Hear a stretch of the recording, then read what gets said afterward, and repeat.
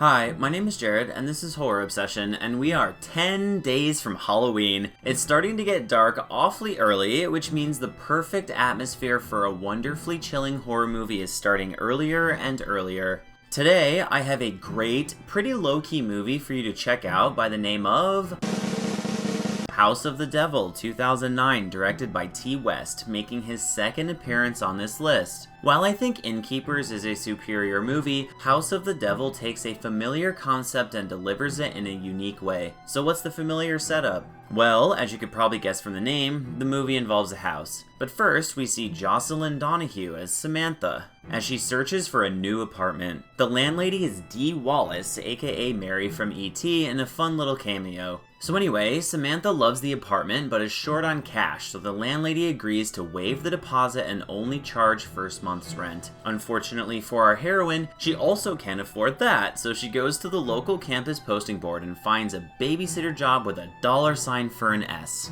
Sam calls the number on a payphone, and for those of you under 25, a payphone used to be a public phone people paid money to make calls on, because carrier pigeons were considered a luxury item in medieval times. She walks away after leaving a message, and the payphone rings. Oh, and again for you youngins, it is very unusual for a payphone to ring since typically people don't have their number, and back before screens on phones, you didn't know the number or the identity of the person calling until after you answered. Essentially a living hellish nightmare for us introverts. So Sam answers the phone, and the guy offers her a babysitting position for $50, which according to an inflation calculator is about $180 today, for only 4 hours work. Sam agrees to meet the guy on campus to discuss the job, but he never shows up. So Sam goes to get pizza with her friend, Megan, played by Greta Gerwig, aka the writer of Lady Bird, where they talk shit about the guy for standing her up. Sam returns to her apartment where her messy roommates have basically trashed the place, and it is clear Sam wants to get the fuck out of there. She finds out she has a message and calls back, only to discover the man wants her to do the babysitting job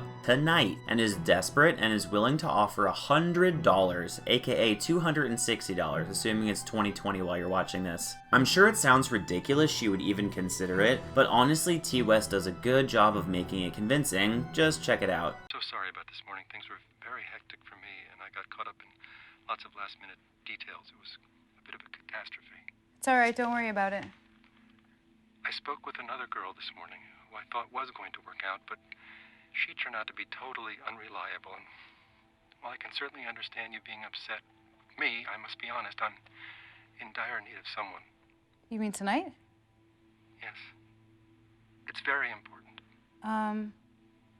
I will pay you double. So Sam does the responsible thing and has her friend Megan drive her to the house to meet and discuss the job. Megan can't shut up about how everyone is talking about the eclipse, and they agree if anything seems off they will bail. The guy, Mr. Ullman, played by creepy guy maestro Tom Noonan, says that he lied a bit about the job and that the job is actually sitting for his wife's mother, who is infirmed and bedbound. He explains Sam won't have to do anything medical, just watch her for about 4 hours, and he offers to triple the money. Sam counter-offers with $400. For those of you keeping track at home, that's about $1,045 in 2020 money. Megan is against taking the job, but, well, you know what happens. She takes it. And that's the setup for House of the Devil. I don't want to talk about the details of this movie too much, and I feel like the name is a bit on the nose, but just like Innkeepers, Ti West takes his time to deliver the suspense and builds the characters masterfully. Actually caring about characters in a horror movie is a foreign concept to some, but if you like to be emotionally invested in the story and that drives the scares for you, this is a great movie to watch, especially if you're alone in a dark room/house. Alright, and that's the recommendation for October 21st, and check back in tomorrow for a movie that will make you terrified of pregnancy and French people.